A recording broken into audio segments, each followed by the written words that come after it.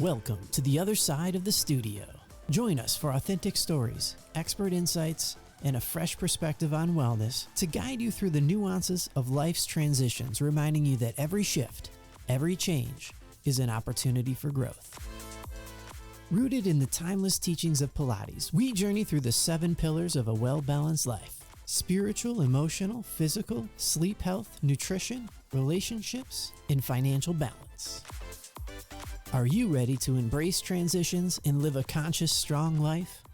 Hosted by speaker, author, retreat guide, and founder of Conscious Strong, Lauren McLaughlin.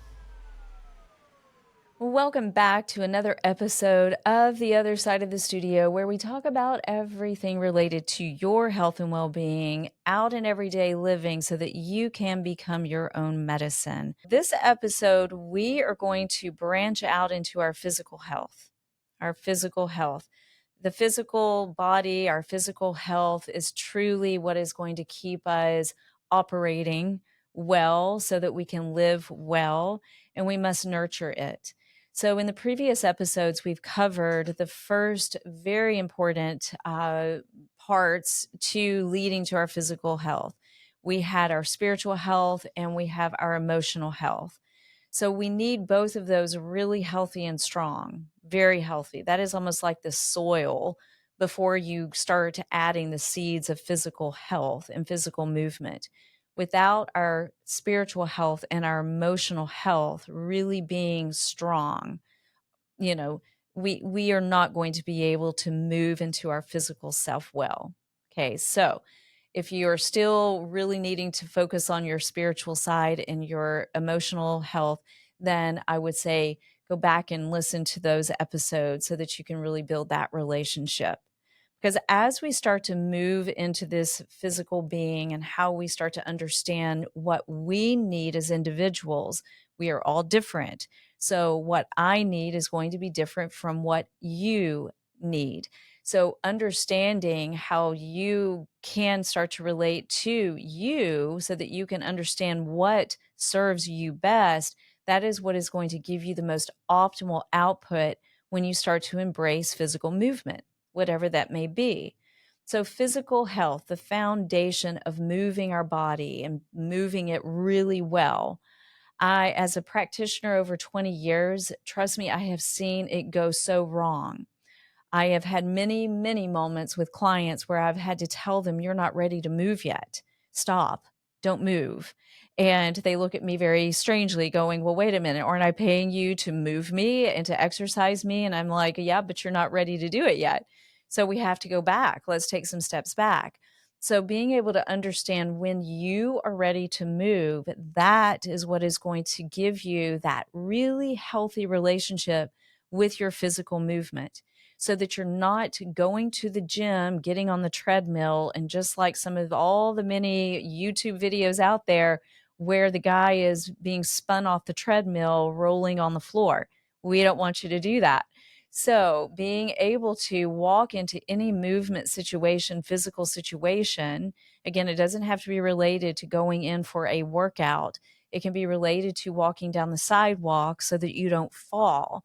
Awareness. So as I've shared in previous episodes, everything is going to come back to your breath and awareness. So as you are going back and working that breath idea of moving you, here we are now moving into our physical self, right? So before you enter into any movement practice, and I mean going from point A to point B, that is moving. Moving your breath within you, that is moving. That is a physical act.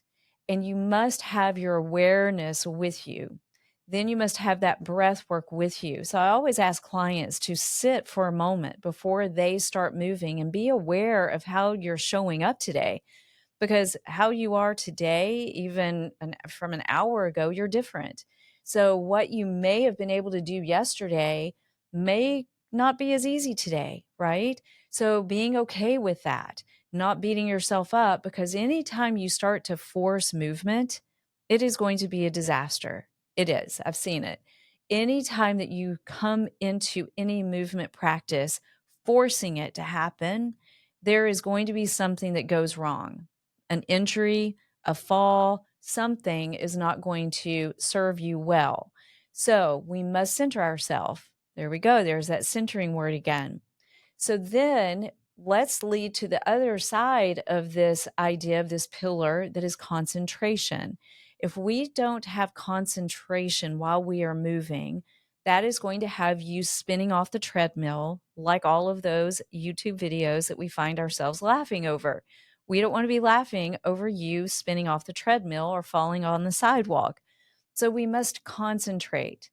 And so many ask me, what is the difference between awareness and concentration? Concentration is when you can stay so focused without being so distracted by all of the many distractions that are out there. I have to bring this forward. I teach a lot. And I used to teach these classes where there was a woman who literally would not get off of her phone.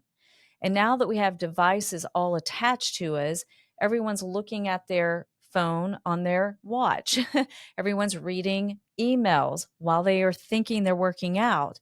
That is a disaster. They have lost concentration. So we must bring our concentration into this act of centering. That is what makes the difference between it just being aware. Let's be aware that we are looking at our watch. That's awareness. Concentrating on an act that you are doing, let's say you're performing an act on, let's just say walking.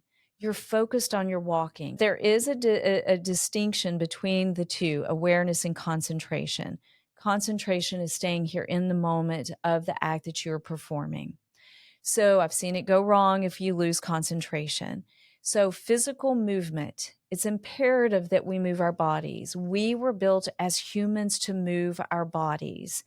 How you move it is all determined upon how you are arranged, and that is going to go back to the spiritual and emotional side of this work. Knowing what resonates with you. If you are trying to force, there's that word again, going to the treadmill and you don't like the treadmill, that is not going to serve you.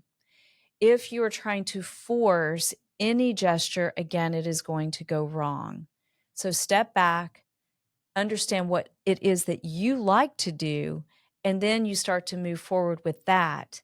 And then you start to build that relationship with that physical movement.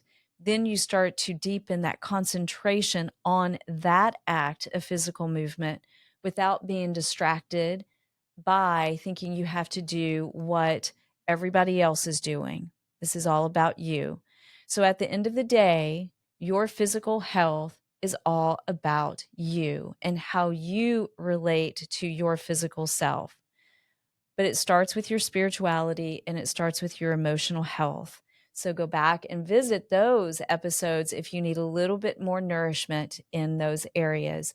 Thank you for tuning in, and I'll see you on another episode of The Other Side of the Studio. Thanks for listening. This episode is complete. Please be sure to rate, review, and subscribe to The Other Side of the Studio podcast wherever fine podcasts are available. For more info, visit consciousstrong.com to learn about classes, retreats, and more.